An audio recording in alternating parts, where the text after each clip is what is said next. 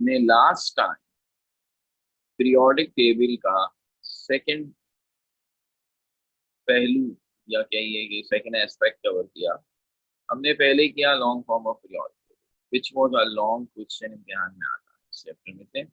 और उसमें हमने पीरियोडिक टेबल अफबाउ प्रिंसिपल की बुनियाद पर जो बनता है उसमें पीरियड्स को इंडिविजुअली डिस्कस किया, giving some introduction and definition of period and groups both. लेकिन बेसिकली सातों पीरियड्स को अलग अलग हेडिंग्स के साथ हमने डिस्कस किया। फिर जैसा कि हमने कहा कि we gonna discuss the groups, और ग्रुप्स की दो फैमिलीज हैं, एक को हम कर चुके डिस्कस और आज फैमिली बी की बारी।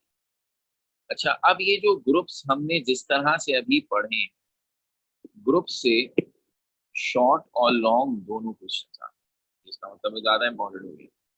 तो जिस तरह से अभी हमने पढ़ा है फैमिली ए को और अभी पढ़ने जा रहे हैं फैमिली बी को, ये अंदाज जो है शॉर्ट क्वेश्चंस का है। इसमें शॉर्ट क्वेश्चंस, एमसीक्यूज, इस तरह के सवाल आते हैं। और जो इसका लॉन्ग क्वेश्चन बनेगा वो फैमिली बी को डिस्कस करने के बाद हम आपको बताएंगे। तो इस तरह ये चैप्टर खत्म हो जाएगा फिर। तो इससे पहले कि मैं फैमिली बी शुरू करूं, बिल्कुल उसी तरह फैमिली ए के बारे में चार्ट बनाया था पहले पीरियोडिक टेबल का, एक आखिरी छोटी सी बात मुझे आपसे, and that's about the noble gases. जो आखिरी हमने चीज पढ़ी थी ग्रुप 8A में, जिनको हमने कहा नोबेल गैसेस, और आखिरी पॉइंट में हमने इनका एक और नाम कोट किया इनर्ट गैसेस, और कहा कि ये नॉन रिएक्टिव हैं और नॉन रिएक्टिव इज इनर्ट। तो 9 से ये बात आप सुनते हुए आ रहे हैं। There are group of 6 gases, helium, neon, argon, krypton, xenon, radon, which are non reactive, किसी से रिएक्शन नहीं करती, मोनो एटॉमिक है, सिंगल एटम बनाती है, इनका एटम मॉलिक्यूल भी नहीं बनाता, और ये एब्सोल्युटली नॉन। बिल्कुल सही है बात। 9th में भी आई, फर्स्ट ईयर में भी हमने बॉन्डिंग पढ़ाते हुए इसका तस्करा किया और अभी भी किया। लेकिन अब चूंकि आप सेकेंड ईयर में आ चुके हैं, बड़े हो गए हैं, और साथ ही साथ ये फैक्ट भी है कि ये आगे मैंने आपसे कहा इसका अब हमें और कोई बात नहीं करनी, नॉर्मली जैसे का आगे फर्दर कोई टॉपिक नहीं है, सब ग्रुप्स का है 1 से लेकर 7 तक जो आपने पढ़े हैं, तो समझिए अभी आपने सिर्फ उनको इंट्रोड्यूस किया है, सबको डिटेल में आपने आगे पढ़ा, लेकिन इसको नहीं पढ़ना, तो इसलिए इसकी सारी बातें अभी कर लेते हैं। तो एक बहुत इंपॉर्टेंट बात जहन में रखनी है, और वो ये है कि ये समझना कि नोबेल गैसेस, कोई भी नोबेल गैस एक भी कंपाउंड नहीं बनाती, किसी से भी रिएक्शन नहीं करती, ऐसा नहीं। 1962 तक हम नोबेल गैसेस का कोई भी कंपाउंड बनाने में कामयाब नहीं हुए थे, इसलिए 1962 तक हम इन्हें एब्सोल्युटली नॉन रिएक्टिव और इनर्ट मानते थे। बट आफ्टर 1962 हालात में थोड़ी सी तब्दीली आई। अब तो ये बात 50 साल पुरानी हो चुकी, इसलिए आपको पता होनी चाहिए। और खास तौर पर एक एलिमेंट जो नोबेल गैसेस में है, जीनॉन। इस नोबेल गैस से हमने कुछ कंपाउंड्स बना दिए। खास तौर पर जीनॉन ने जिस एलिमेंट के साथ रिएक्शन किए थे वो है फ्लोराइड्स। तो फ्लोरीन और जीनॉन ने मिलकर कोई कुछ ग्रुप कंपाउंड्स का बनाया, 5-6 ग्रुप कंपाउंड बने थे, तो कहलाते हैं fluorides of xenon. That's the example जो नोबेल गैसेस के कंपाउंड्स किसने बनाए, जीनॉन ने। किससे बनाए, फ्लोरीन से, तो ये फ्लोराइड्स।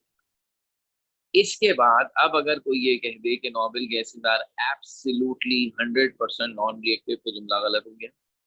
अब आप उन्हें 100% नॉन रिएक्टिव, एक नोबेल गैस का कंपाउंड आ गया, आपने कहा एक का आया ना, बाकियों का तो नहीं आया, ओके। जीनॉन के अलावा जो नोबेल गैसेस हैं आपके पास, नियॉन, ऑर्गन और क्रिप्टॉन। याद रहे, मैं रेडॉन का तस्करा नहीं करूंगा, because radon is radio active, और ये बात मैं बार बार आपको बताऊंगा कि जो एलिमेंट्स रेडियो एक्टिव हैं वो रेडियो एक्टिविटी की वजह से बहुत स्पेशल हैसियत हासिल करते हैं, और उनकी जो नॉर्मल केमिकल प्रॉपर्टीज हैं वो हम अमूमन डिस्कस नहीं करते, क्योंकि उनका बिहेवियर रेडियो एक्टिविटी की वजह से इतना कॉम्प्लिकेटेड होता है कि their normal chemistry is very difficult to understand. उनकी बात हम नहीं करते, उसके अलावा की बातें करते। तो अब आपके सामने नियॉन, ऑर्गन और क्रिप्टॉन से हमने बहुत बहुत बहुत कोशिशें की। जब नियॉन से कामयाबी हुई तो जाहिर बात है हमारे अंदर आई ख्वाहिश के इनको भी छेड़ें, तो इन तीनों ने भी फ्लोरीन के साथ ही कंपाउंड बनाए, मगर वो कंपाउंड एक तो इक्का दुक्का बने थे और बहुत ही अनस्टेबल बने थे कि हम उन्हें रेगुलर कंपाउंड भी कहते हुए थोड़ा हेजिटेट करते। लेकिन बहरहाल ये कह सकते हैं आप कि जीनॉन के कंपाउंड फ्लोरीन के साथ स्टेबल कंपाउंड है, और नियॉन, ऑर्गन और क्रिप्टॉन के फ्लोरीन के साथ कंपाउंड बनते हैं, लेकिन एक तो बहुत ही कम और दूसरा ये कि अनस्टेबल। हीलियम वो वाहिद नोबल गैस है जो आज तक 2020 आ गया, आज तक इस एलिमेंट का कोई स्टेबल या अनस्टेबल कंपाउंड किसी भी एलिमेंट के साथ हम नहीं बना सके। सो अगर मैं किसी गैस को एब्सोल्युटली नॉन रिएक्टिव और इनर्ट कह सकता हूं तो वो हीलियम है। This is absolutely non reactive, zero reactions के साथ। और अगर मैं थोड़ा सा गुंजाइश बनाऊं तो इवन नियॉन, ऑर्गन और क्रिप्टॉन के लिए भी ये लफ्ज चलेगा, क्योंकि उनके कंपाउंड क्लोरीन के साथ एक दो हैं और वो भी इंतहाई अनस्टेबल। अगर किसी को मैं एब्सोल्युटली नॉन रिएक्टिव बिल्कुल भी नहीं कह सकता तो वो सिर्फ नियॉन। अब इन सारी बातों के बाद हमने कहा कि अब ये लफ्ज बच्चे ना कहें तो बेहतर है कि noble gases are absolutely non reactive, और उनके लिए लफ्ज इनर्ट को इस्तेमाल करना अब मुनासिब नहीं है। छोटे बच्चे कर ले 9th वाले तो कोई बात नहीं, लेकिन सेकेंड ईयर वाले ना करें तो अच्छा है। इनर्ट का मतलब होता है बिल्कुल भी रिएक्शन ना करने वाला। अलबत्ता despite of these all fact जो मैंने अभी अभी आपको बताए, इससे साफ पता चल रहा है कि हीलियम का तो खैर सवाल ही पैदा नहीं होता, उसके तो कोई कंपाउंड नहीं है। लेकिन नियॉन, ऑर्गन और क्रिप्टॉन भी देखा जाए तो तकरीबन तकरीबन नॉन रिएक्टिव ही हैं, जो हम कह रहे हैं उनका कंपाउंड क्योंकि वो इंतहाई अनस्टेबल है तो वो भी गिनती में नहीं आते। सिर्फ एक जीनॉन ही ने तो कंपाउंड बनाए हैं, और वो भी सिर्फ फ्लोरीन के साथ बनाए हैं। इसलिए हम ये तो ना कहें ना कि नोबल गैसेज रिएक्टिव हो गई, बल्कि अब ये कहें कि ये हैं तो आज भी नॉन रिएक्टिव, और इनके रिएक्शंस जो हमें पता चले हैं वो इंतहाई माइनर है। इसलिए अब ज्यादा मुनासिब ये है कि लफ्ज इनर्ट की जगह इनके लिए यूज किया जाए नोबेल का लफ्ज। नोबेल का मतलब लिया जाता है ऐसी चीज जो एक्सट्रीमली लेस रिएक्टिव है।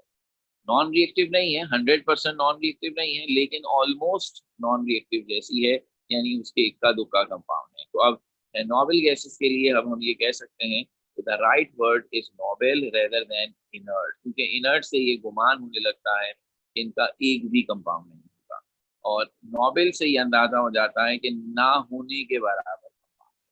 तो अब ये ना होने के बराबर ही कहलाएंगे कि तमाम नोबेल गैसेस में देखा जाए तो सिर्फ जीनॉन ही फ्लोरीन के साथ कंपाउंड बना देता है, और किसी एलिमेंट के साथ नहीं बनाता, सिर्फ फ्लोरीन के साथ, जो सबसे ज्यादा इलेक्ट्रोनेगेटिव एलिमेंट है। और बाकी नोबेल गैसेस में अगर हम जरा जायज तरीके से देखें तो हम ये कहेंगे कि बहरहाल formation of fluorides with neon, argon and krypton since results in a very unstable compound, so one should not consider it as a proper compound। ठीक है ना? तो इस तरह से ये एक फैक्ट अब आपको पता हो, ये मैंने इसलिए आपको बताया। ऐसा मतलब टॉपिक तो नहीं है, जो टॉपिक पहले था हमारे सिलेबस में और निकल गया वो यही था, फ्लोराइड्स ऑफ नियॉन। इसलिए मैंने कहा कि ये हमारी नॉलेज में कम से कम ये बात जरूर हो, ये एमसीक्यू में पूछ लेते हैं कि नोबेल गैसेस को एब्सोल्युटली 100% नॉन रिएक्टिव ना समझा जाए। बहुत ही माइनर सी एग्जाम्पल सही, लेकिन है। तो अब आप यूँ अंदाजा लगाइए, दुनिया तरक्की कर रही है और उनके सिलेबस में नई बातें शामिल करने का रुझान है कि जो जो साइंस में डेवलपमेंट हो रही है उनका तस्करा बुक में हो, हम पीछे जा रहे हैं। यानी 1980s में जो केमिस्ट्री की किताब थी जो मैंने पढ़ी थी उसमें जीनॉन और फ्लोराइड्स का टॉपिक था, यानी उस वक्त के बच्चों को हम पढ़ा रहे होते थे कि नहीं नोबेल गैसेस ने कंपाउंड बना लिए हैं और जीनॉन के कंपाउंड्स, ये पूरा टॉपिक पढ़ा करते थे हम, शॉर्ट नोट में इम्तिहान में आता था। और जब नई सिलेबस आया तो बजाय इसके कि हम इसमें और तरक्की करें, हमने ये टॉपिक उठा दिया। तो इसलिए जरूरी है कि ये पता, और ये खासतौर पर एमसीक्यू के पॉइंट से बता रहा हूँ, तो कम से कम ये बात ठीक है ना। अब आ जाए फैमिली बी। तो भाई फैमिली भी इस पूरी गुफ्तगू से एक फायदा ये हो गया कि जो बच्चे लेट आ रहे थे अब तब आ गए, तो मैंने कहा एक ऐसी बात डिस्कस कर ली जाए ना जो फायदेमंद भी है और किसी का नुकसान भी नहीं हुआ। तो अब हम आते हैं फैमिली बी की तरफ। जितना जितना ऑर्गेनाइज और सिस्टमेटिक फैमिली ए है, थोड़ी देर में आपको चलेगा, फैमिली बी तो उससे भी ज़्यादा सिस्टमैटिक है। तो अब हम पहली बार आपके सामने वही तरीके से दोबारा टेबल बनाते हैं, लेकिन अब की दफ़ा हमारा फोकस रहेगा सेंट्रल वाले हिस्से को। तो अब हम ज़रा एस और पी ब्लॉक वाले हिस्से को ज़रा लिफ्ट कम कराएंगे।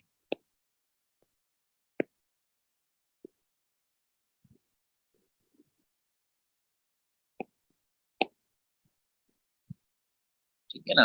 अच्छा, यहाँ था, इधर से आता था एफ ब्लॉक,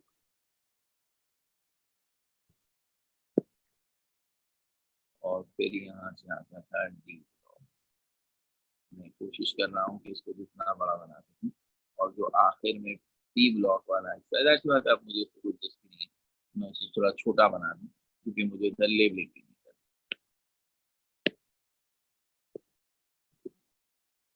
अच्छा, अब हमें ये अंदाजा है कि ये हिस्सा है एफ ब्लॉक, जिसमें मुझे 14 कॉलम बनाने चाहिए 1 से लेके 40 तक, और ये है डी ब्लॉक जिसमें मुझे 10 कॉलम बनाने चाहिए 1 से लेके 10। अब मैं आपको एक इधर भी एक जो एक्सेप्शनल काम है वो बताना चाहता हूँ। ये तो अब आपको याद हो ही गया कि जो ग्रुप वन फर्स्ट पीरियड में दो एलिमेंट है हाइड्रोजन और हीलियम, उनके साथ हमने क्या किया था, हमने उनके साथ ये किया था कि हाइड्रोजन को यहाँ रखा है, फर्स्ट पीरियड ही है, लाइन हुई है, लेकिन इस इनके साथ नहीं, अलग से रखा है, जिसका रीजन मैंने अभी तक नहीं बताया, और मैंने आपको बताया राइट आफ्टर दिस टॉपिक बड़ी तफसील से डिस्कस करेंगे, बिल्कुल भी आपको मायूस नहीं करेंगे। और हीलियम को नोबल गैस के साथ बिल्कुल एंड में ऐसे रखा है, इस पर ऑलरेडी हम आपसे बात कर चुके हैं। तो ये पी ब्लॉक के छोटे छोटे करके ग्रुप शो कर दें ताकि गिनती पूरी हो जाए। ठीक है ना, ये तो हमें पता। अब एक और एक्सेप्शन जिसका तस्करा आपने कहाँ किया था, पीरियड 6 और 7 में आपने कहा था कि उसूली तौर पर 6S के बाद 4F आता है, फिर 5D आता है, ऐसा ही होता है। लेकिन इसमें एक छोटा सा इरेगुलरिटी ये आती है कि 6S के बाद पहले एक इलेक्ट्रॉन डी में जाता है, यानी D1 पहले हो जाता है, फिर पूरा F भरते हैं, फिर उसके बाद D2 D3 D4 D5। तो अब उसका रीजन भी मैंने बता दिया था कि एनर्जी की बहुत ही करीब करीब होने की वजह से ये थोड़ा सा मामला आता है।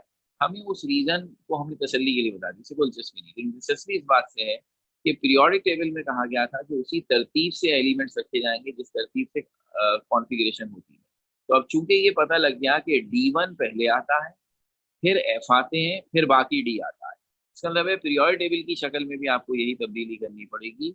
और डी के जो 10 ग्रुप हैं उन्हें दो हिस्सों में स्प्लिट करेंगे, 9 ग्रुप्स एक तरफ और एक ग्रुप एक तरफ। तो ये जो D1 वाला ग्रुप होगा ये यहाँ आएगा पहले, यहाँ वो एलिमेंट आएंगे जिनकी कॉन्फ़िगरेशन D1 पे खत्म। उसके बाद ये पूरा F आएगा, यानी F1 से लेकर F14 तक। उसके बाद यहाँ से D2 से लेके D10। तो सारा डी एक साथ नहीं होगा, 9 ग्रुप डी के एक तरफ हैं और एक ग्रुप डी का एक तरफ है, जिनके बीच में एफ ब्लॉक आ गया है। तो अब तरतीब वही रही, पहले एस, फिर डी1, फिर एफ का पूरा ब्लॉक, फिर बाकी का डी आएगा। तो ये जिस अंदाज से इरेगुलरिटी लेंथेनाइट्स एक्टिनाइट्स में है, उसी शक्ल से पीरियोडिक टेबल बना दिया। अच्छा, अब एफ ब्लॉक के अंदर 14 ग्रुप हैं, मैं टेंटेटिवली लाइन लगा देता हूँ।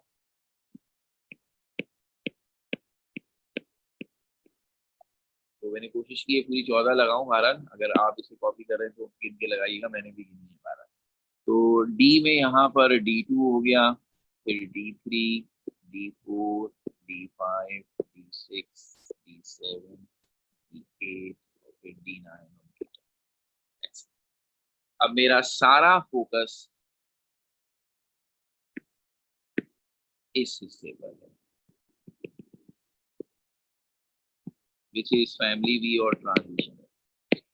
अब फर्स्ट के दो ग्रुप, हालांकि उनके भी कॉलम बना दिए मैंने, उनसे मुझे कोई दिलचस्पी नहीं, ऑलरेडी टॉक्ड अबाउट दैम। और इसी तरह आखिर के 6 ग्रुप जिनमें पी ब्लॉक है, विल हैव नथिंग। पहला परेशानी का मामला, सर फैमिली बी में आपने बनाकर भी दिखा दिए, 10 ग्रुप बी ब्लॉक के बन रहे हैं, 14 ग्रुप एफ ब्लॉक के बन रहे हैं, ये 24 ग्रुप बन रहे हैं। और आपने हमें लिखवाया और बताया है कि फैमिली ए में भी 8 ग्रुप हैं और फैमिली बी में भी 8। तो अब फैमिली ए के तो 8 ग्रुप सही थे, एस के 2 और पी के 6 थे, फैमिली बी में कैसे 8 ग्रुप होगा? ये तो 24 बन रहा है, 8 कैसे बना दिया आपने? झूठ बोला था आपसे? कैसा चालाक आदमी, जब दिल करता है बोल देता हूँ, इसमें क्या है?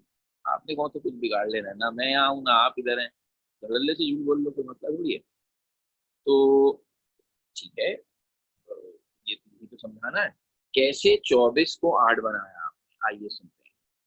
पहली बात, एफ ब्लॉक में कोई ग्रुप नहीं बना रहे। दो दो के 14 ग्रुप बनाने का क्या जरूरत है? और उसकी जरूरत क्यों नहीं है? इसलिए कि आप सब जानते हैं, आप सबको पता है, ये जो पहला वाली लाइन है एफ ब्लॉक की, ये है लेंथ एंड हाइट्स। क्या कहा था? ये सारे एक जैसे हैं।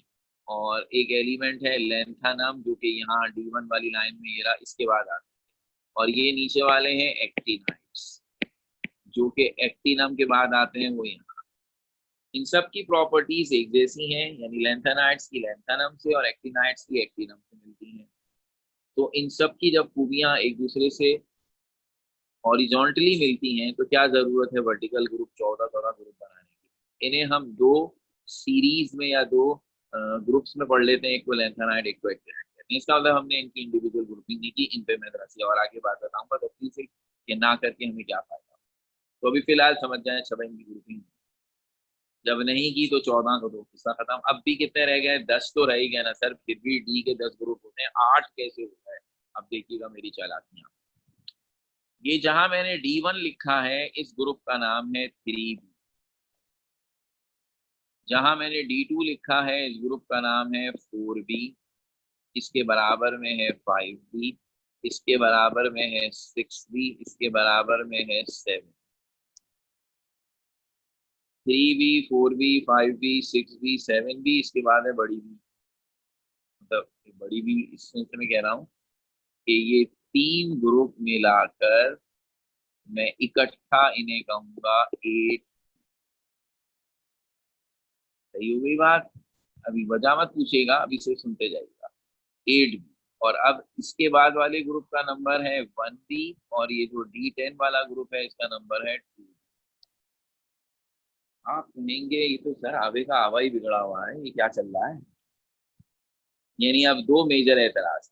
पहला एतराज, ये तीन तीन ग्रुप्स को मिलाकर 8B क्यों कह दिया?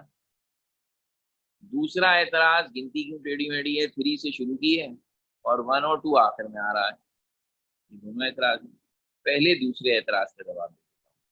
जहां तक ग्रुप की नंबरिंग का ताल्लुक है, तो उसमें हमने वही प्रिंसिपल जहन में रखा है कि ग्रुप नंबर उन इलेक्ट्रॉन्स की तादाद बताए जो उस एलिमेंट के वैलेंस शेल में आते हैं। इसका मतलब है, अगर मैंने 3B किसी ग्रुप का नाम रखा है, तो मेरा क्या दावा है कि उस ग्रुप में जो एलिमेंट होंगे उनके वैलेंस इलेक्ट्रॉन्स की तादाद 3। जिसको मैंने 4B कहा है, उनके वैलेंस इलेक्ट्रॉन्स की तादाद 4। जिनको मैंने 1B और 2B कहा है, उनके वैलेंस इलेक्ट्रॉन की तादाद 1 और 2 होगी, जो हम अभी साथ में। तो इसलिए ग्रुप का नंबर देते वक्त तो लॉजिक वही है जो फैमिली ए में भी थी, उसमें भी इसी था।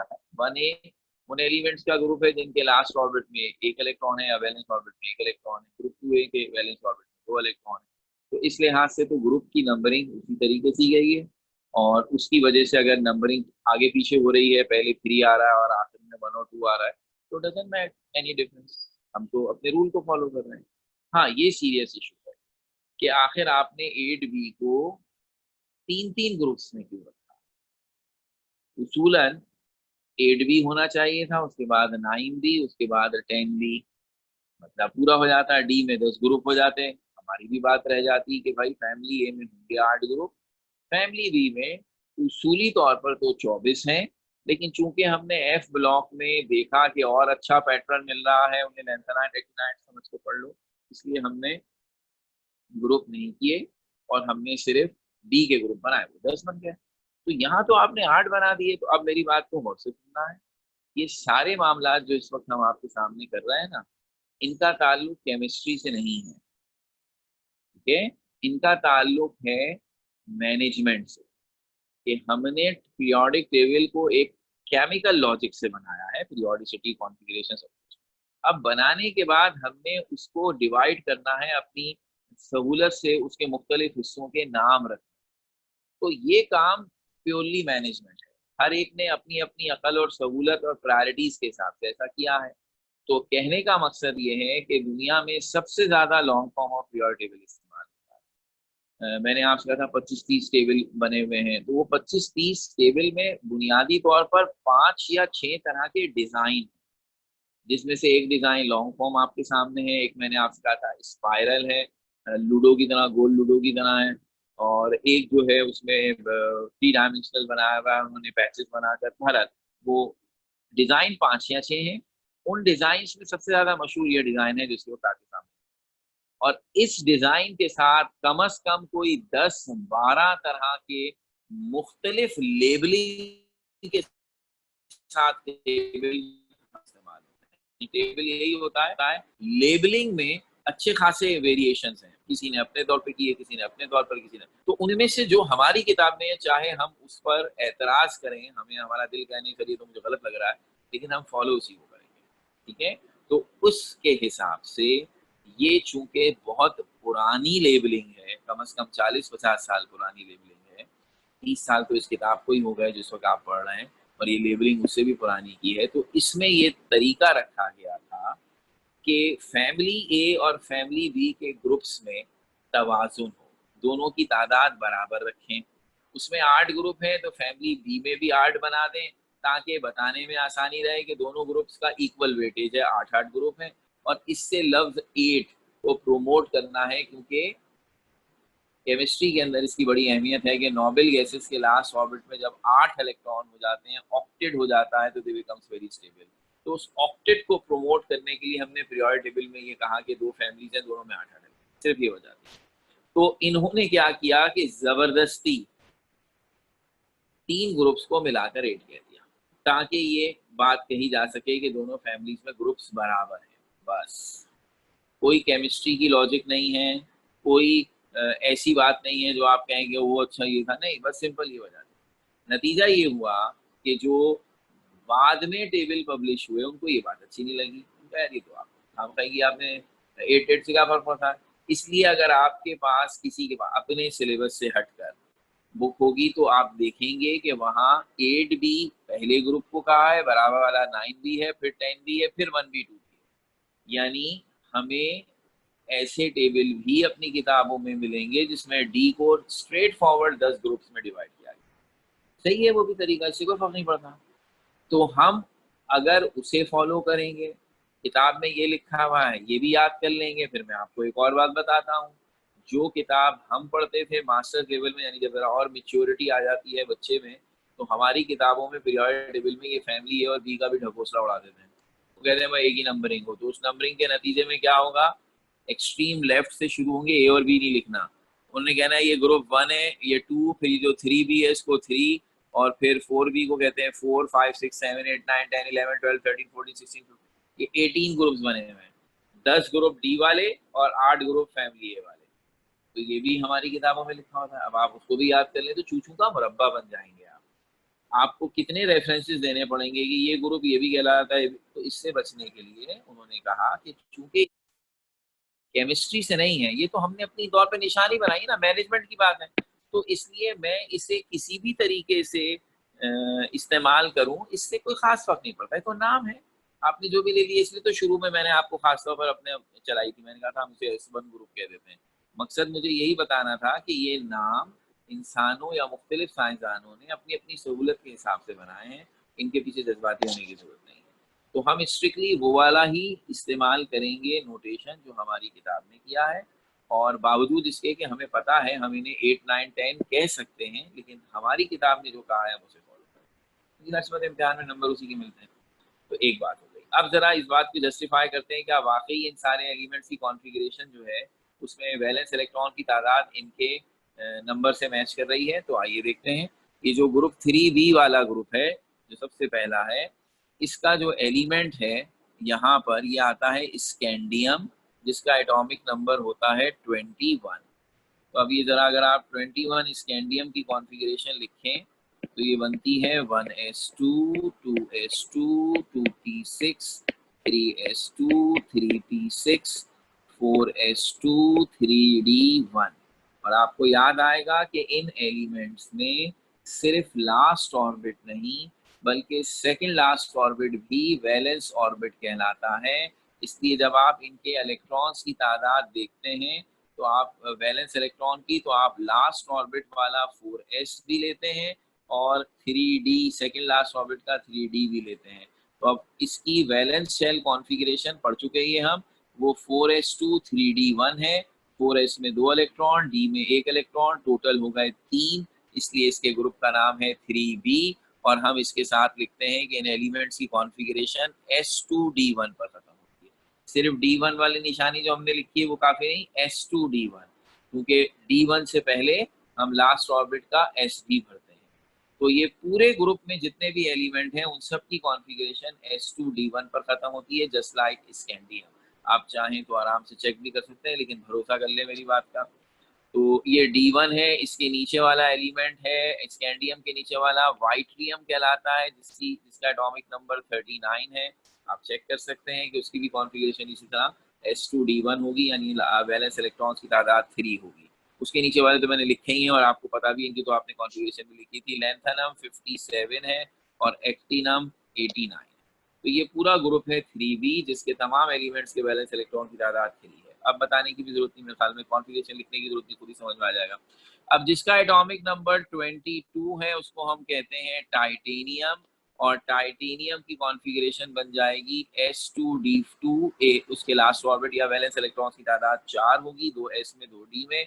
उसके बराबर में 23 है वेनेडियम और उसकी कॉन्फ़िगरेशन s2d3 होगी। ठीक है ना, s2d3 होगी। टोटल वैलेंस इलेक्ट्रॉन 5, इसलिए ग्रुप का नंबर है 5b। उसके बराबर में जो एलिमेंट है वो है क्रोमियम। याद आएगा आपको, ये वही एलिमेंट है जिसने आपको खास तौर पर जिसके बारे में कहा गया था कि याद रखिएगा इसकी कॉन्फ़िगरेशन एक्सेप्शनल है। इसके लास्ट ऑर्बिट या वैलेंस इलेक्ट्रॉन्स की तादाद 6 है और s2d4 नहीं कही जाएगी, क्योंकि हमने आपसे कहा था d को हाफ फिल करने के लिए आप s का एक इलेक्ट्रॉन d में डालते हैं, तो इसकी कॉन्फ़िगरेशन लिखी जाती है s1d5। ये और बात है कि कोई बच्चा s2d5 लिखे तो भी टोटल इलेक्ट्रॉन्स की तादाद 6 बनती है, और s1d5 लिखे तो भी 6 बनती है। तो कम से कम वैलेंस इलेक्ट्रॉन की तादाद पर फर्क नहीं पड़ेगा, लेकिन इस बहाने आपको याद होना चाहिए कि यस, ये वो एलिमेंट है जिसकी कॉन्फ़िगरेशन एक्सेप्शनल है। हाफ फिल के चक्कर में ये अपनी कॉन्फ़िगरेशन को एडजस्ट करता है। इसका एटॉमिक नंबर था 24, और जब मैंने आपको कहा था 24 याद रखिए, तो मैंने आपसे ये कहा था कि ये सिर्फ एस और डी के बीच में होता है। पीरियोडिक टेबल की वजह से मैं दोबारा ये बात कह सकता हूँ कि वो सारे एलिमेंट जो क्रोमियम की तरह बिहेव करते हैं वो क्रोमियम के ग्रुप में मौजूद है। तो क्रोमियम के नीचे एटॉमिक नंबर 49 है मॉलीबिडिनम, इसका सिंबल है कैपिटल M और स्मॉल o, मॉलीबिडिनम कहलाता है। इसमें भी क्रोमियम की तरह s1d5 की कॉन्फ़िगरेशन होगी। इसके नीचे 74 एक एलिमेंट है जिसका नाम है टंगस्टन, और इसमें भी यही है कि s1d5 होगी। और उसके नीचे 106 है जिसका सिंबल है Sg, ये है सी बॉर्जियम। तो हमारी किताब से अगर मैं स्ट्रिक्टली चलूं तो हमारी किताब 105 पे खत्म हो गई थी, यानी इस एलिमेंट के आने से पहले हमारी बुक छप गई। तो हमारी बुक में इसका सिंबल नहीं है महाराज, ये मैंने जानबूझ के इसलिए लिखा है कि इससे एक इंटरेस्टिंग सी बात है याद आ जाए, रोगों में रोग जमाने के काम आएगी। सी बॉर्जियम एक अमेरिकन साइंटिस्ट के नाम पर है जिसका नाम था सी बॉर्ग। सी बॉर्ग के नाम से क्रेडिट ये है कि ये उन साइंसदानों में शामिल था जिसने लैंथेनाइट्स और एक्टिनाइट्स की पोजीशन पीरियोडिक टेबल में सेट की थी। तो ये एफ ब्लॉक वाला जो इशू था वो इसने सॉल्व किया था। एक बात हो गई। दूसरी बात ये हो गई कि इसके नाम पर हमने एलिमेंट का नाम रख दिया। देखो ये भी कोई हैरानगी की बात नहीं है, बहुत सारे साइंसदानों के नामों पर एलिमेंट्स के नाम रखे गए हैं। कभी फुर्सत मिले और ये नाम पढ़े, खास तौर पर ये जो आखिरी 7th पीरियड में है ना, इसमें बहुत है ये नाम। मेंडेलीव के नाम पर एक एलिमेंट है मेंडेलीवियम, आइंस्टाइन के नाम पर है आइंस्टाइनियम, मादाम क्यूरी के नाम पर है क्यूरियम, और रादरफोर्ड के नाम पर है रादरफोर्डियम, नील बॉहर के नाम पर है नील बॉहरियम, तो सी बॉर्जियम भी है। लेकिन खास बात यह है कि ये वो वाहिद साइंसदान है आज तक पूरे 118 एलिमेंट्स में आज तक जो जिंदा था और उसके नाम पर एलिमेंट का नाम रखा गया। अब मर गया है, जब इसके नाम पे ये एलिमेंट रखा गया था उस वक्त ये जिंदा था, और ये इस तरह हिस्ट्री में पहला आदमी था जिसकी जिंदगी में उसके नाम पर एलिमेंट रखा गया। बाकी सबके मरने के बाद रखा गया, सिर्फ ये वाहिद था जो जिंदा था। इंटरेस्टिंग बात याद रहे, अच्छी बात हो गई। आगे बढ़ते हैं। मैग्नीज 25 एटॉमिक नंबर और इसके वैलेंस इलेक्ट्रॉन 7 होंगे, तो कॉन्फ़िगरेशन S2D5। इसके बाद है आयरन 26, कोबाल्ट 27 और निकेल 28। इन तीनों एलिमेंट्स को मिलाकर आपने 8B कहा है, जो कि उस टेबल बनाने वालों का कारनामा है जो हमारी किताब में है। मैंने आपको कह दिया, हमने इस बात को एक्सेप्ट किया भी है और नहीं भी किया है, और एक दूसरा भी टेबल बनाया है जिसमें आयरन 8B है, कोबाल्ट 9B है और निकेल 10B है। ये ज़रूर है कि हम आपसे ये चाहते हैं कि आप स्ट्रिक्टली बुक को फॉलो करें, और उसकी वजह ये है कि आप खुद कंफ्यूज ना हो। ये नहीं है कि अगर आपने फर्ज कर लें कोबाल्ट को 9B कह दिया तो पता नहीं हमारे चेक करने वाले सर को आता होगा नहीं आता होगा, वो गलत कर देंगे। बच्चों के अंदर ये बड़ा है कि पता नहीं चेक टीचर को आता होगा नहीं। जो बात आपको पता चल गई वो तो कोई ऐसी खुफिया बात है ना जो बेचारे टीचर को नहीं पता होगी, तो ऐसी कोई बात नहीं है। जितने भी टीचर हैं सबको पता है कि इस ग्रुप को मिलाकर 8B कहते हैं और इनको अलग अलग 8, 9, 10B कहते हैं। तो इसमें कोई ऐसी बात नहीं, यानी अगर आप फर्ज कर लें इस इम्तिहान में कोड भी कर देंगे तो कोई कम से कम गलत नहीं करेगा। आप ये इस गलतफहमी में ना रहें। इवन आप अगर लिख देंगे 7th period is not incomplete, बल्कि अब ये कंप्लीट हो गया, अपनी मालूमात झाड़ देंगे, तो ये चेक करने वाले को पता है और वो उसका डिसएडवांटेज नहीं देगा आपको। ये मैंने जितनी दफा ये बात आपसे कही है ना कि एक चीज को फॉलो करें जो बुक में है, तो उसकी वजह है ताकि आप कंफ्यूज ना हो, वरना एक चूचू का मुरब्बा बन जाता है कि ये 9B कौन सा होता है, हमने तो 9B नहीं पढ़ा, वो एक ऐसी शुरू हो जाती है। तो इससे बेहतर है एक चीज पकड़ें। तो दिस इज जस्ट कि आप कंफ्यूज ना हो। तो अब ये जो आयरन है उसकी कॉन्फ़िगरेशन S2D6 बनेगी। देखा जाए तो ये तो वाकई 8 है इस हिसाब से, लेकिन कोबाल्ट S2D7 है, इसके वैलेंस इलेक्ट्रॉन 9 बनते हैं, और निकेल S2D8 है, इसके वैलेंस इलेक्ट्रॉन 10 बनते हैं। और हम इन्हें 8, 9, 10 कह सकते हैं, लेकिन हमारी बुक ने इन्हें मिलाकर 8 ही कहा है। ठीक हो गई बात। उसके बाद है कॉपर 29, और फिर हमें याद आएगा इसके वैलेंस इलेक्ट्रॉन्स S2D9 नहीं है, बल्कि ये भी क्रोमियम की तरह स्पेशल था, और ये बना था S1D10। इसमें फुलफिल ऑर्बिट हासिल करने के लिए S का एक इलेक्ट्रॉन D में आ गया था। तो अब S1D10 की वजह से ये एक्सेप्शनल काम कॉपर में भी है, और कॉपर के नीचे जो उसके भाई बहन है उनमें भी है। तो कॉपर के नीचे कौन है? सिल्वर 47, ये जरा जाने पहचाने एलिमेंट है। गोल्ड 79, और अगर बुक के हिसाब से चलेंगे तो अगेन भाई इसके नीचे कुछ नहीं है। ऐसी बात है, मैंने तो कहा 105 के बाद उन्होंने एंट्री बंद कर दी थी। और अगर वैसे जानना चाहें तो जरा जाने पहचानने वाला एलिमेंट है आपका, इसका सिंबल है RG111, ये है रोंस्टियम। अगर याद हो तो रोंजन साइंसदान का नाम था जिसने एक्सरे डिस्कवर की थी। तो इसका तस्करा आपने सेकेंड ईयर की फिजिक्स में भी पढ़ना है, आखिरी चैप्टर्स में, लेकिन आप ऑलरेडी इसका तस्करा फर्स्ट ईयर में एटॉमिक नंबर की डिस्कवरी में सुन चुके हैं। वहाँ एक्सरे की वजह से एटॉमिक नंबर डिस्कवर हुआ था। लास्ट है जिंक, जिसमें एटॉमिक नंबर है 30 और कॉन्फ़िगरेशन है S2D10।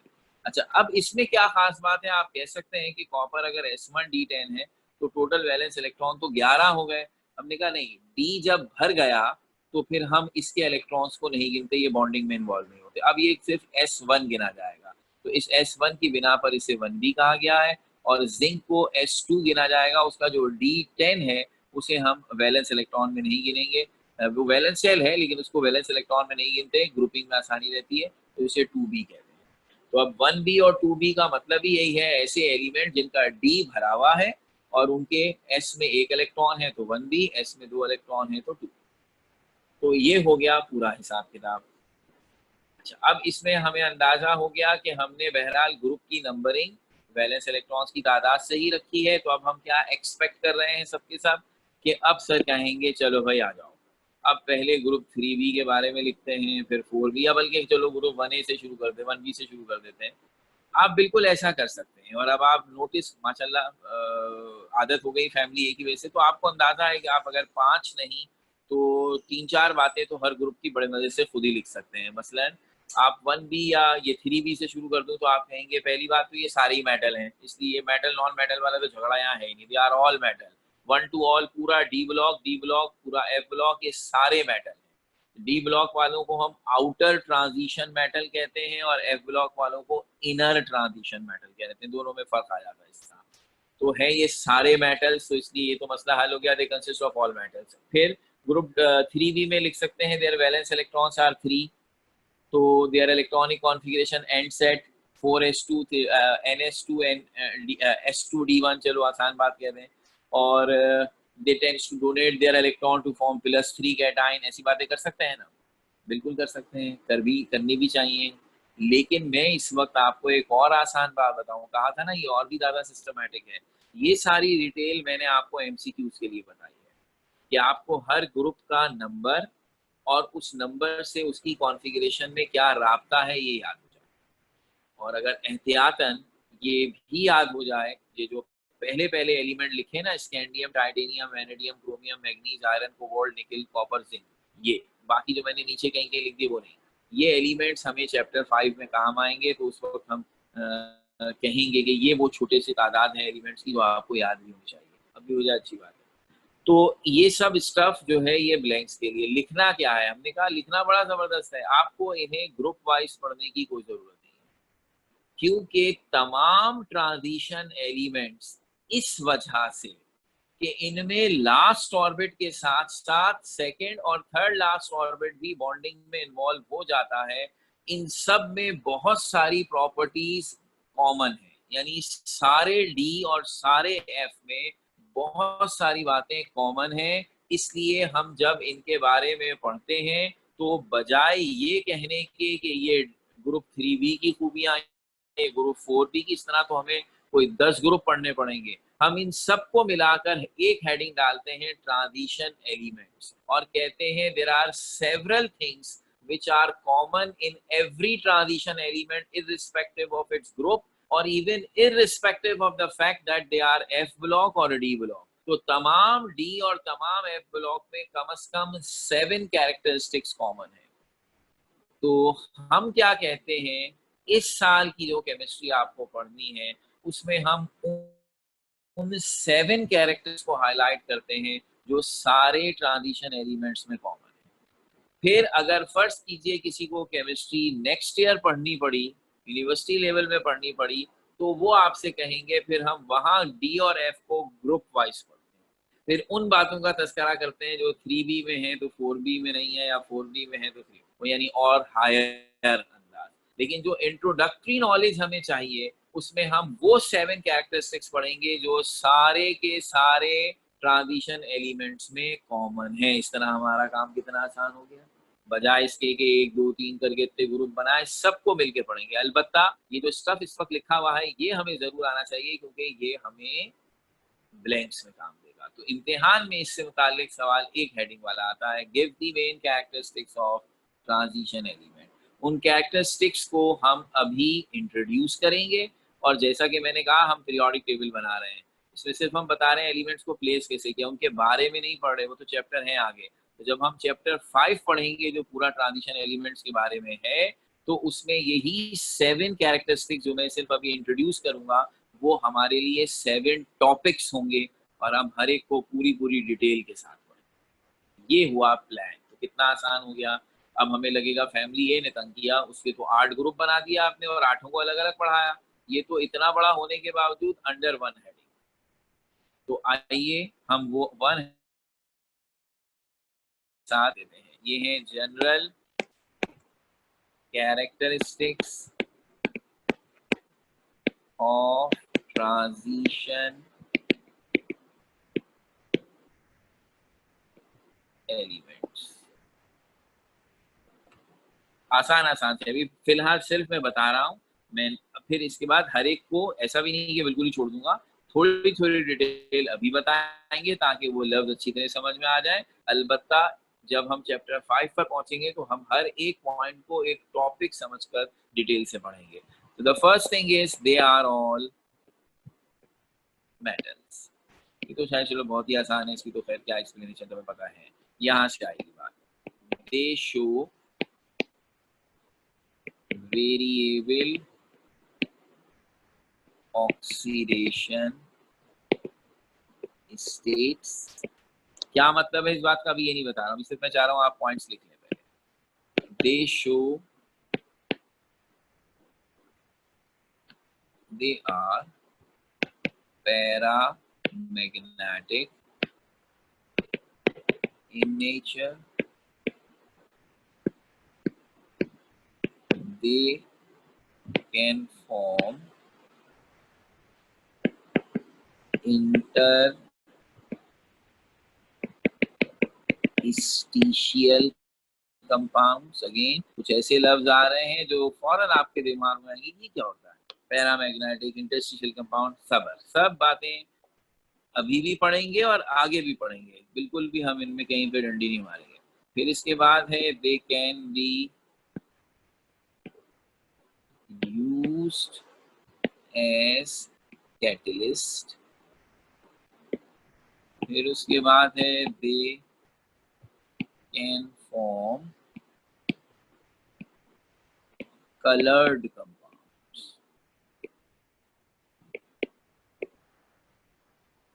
और आखिरी they can form complex compounds.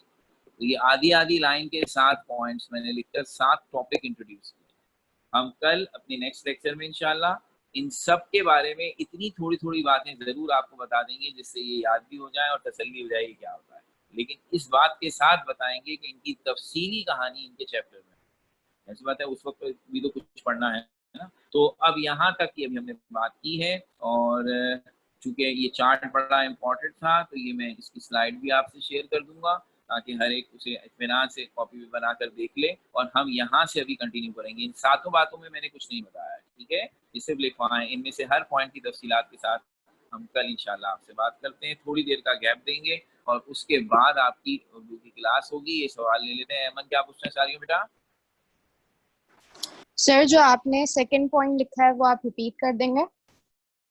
Second point लिखा है वो है शो वेरिएबल ऑक्सीडेशन स्टेट।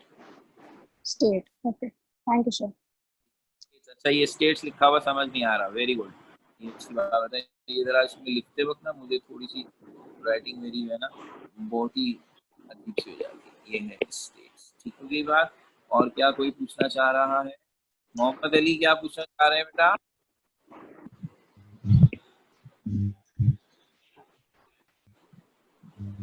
जी बेटा। सर आवाज आ रही है? हाँ हाँ बिल्कुल आ रही है। सर मुझे के एल एम एन शेल में एक कंफ्यूजन है, आप क्लियर कर देंगे प्लीज?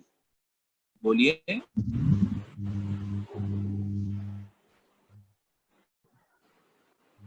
सर के में दो के शेल की लिमिट है 2, उससे 1s2 पूरा करता है, फिर उसके बाद जो है क्या बोलते हैं 1s2 के ने पूरा कर दिया, फिर एल के अंदर 8 आते हैं तो मिला के जो है वो 8 हो जाते हैं, 6 + 2 8 हो जाते हैं। लेकिन वो एल शेल में 18 कैसे होते हैं, ये कंफ्यूजन आ रहा है क्योंकि एम 18 ऐसे होते हैं कि उसमें 3s होता है, 3p होता है और 3d होता है।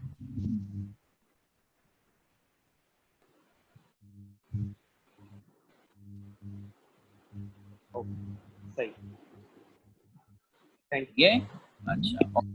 और क्या आ रहा है? एक और सीरत क्या पूछना चाह रही हैं? सर मैं ये पूछना चाह रही हूँ इनर ट्रांजिशन और आउटर ट्रांजिशन में क्या फर्क है? डी ब्लॉक का नाम है आउटर ट्रांजिशन और एफ ब्लॉक का नाम है इनर ट्रांजिशन। दोनों में फर्क करने के लिए एक को आउटर कहा है, एक को इनर कहा है। दोनों ट्रांजिशन एलिमेंट हैं तो सिर्फ उनके नाम रखे गए और कोई बात नहीं है। आप चाहती तो एक को लिखती अपर ट्रांजिशन एलिमेंट, एक को लोअर, तो हमें कोई एतराज नहीं, तो आप जिसने रखे उसने ऐसे ही रखे विदाउट एनी लॉजिक, ठीक है, 2 नाम रखे हैं बस। तो ये हमारी आज की कहानी पूरी हो गई। Thank you.